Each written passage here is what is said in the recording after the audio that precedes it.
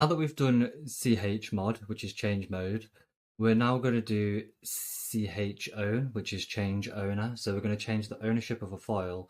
So for example, in this instance, root to one of the user owners. Let's create a file in home directory of Bill, and we'll call it testfile.txt. Now, if we look at this file, you can see that it's read, write, execute, read, and read.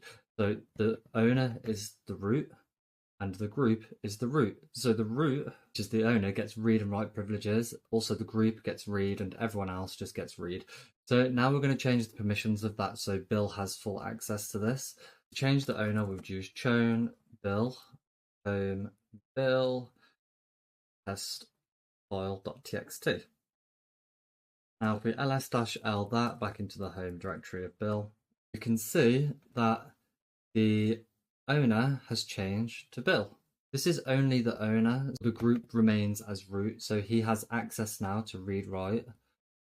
Now to do the owner and the group, we can do this something similar. So it'd be Bill home Bill test file.txt ls-l that again test file.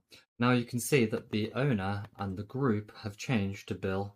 Now let's say we have another user named Karen and she wants access to this file, but we're just going to keep it in Bill's directory for now. So to do this, we can do chown, change the owner and the group for Karen, home directory of Bill, and we'll do the test file.txt.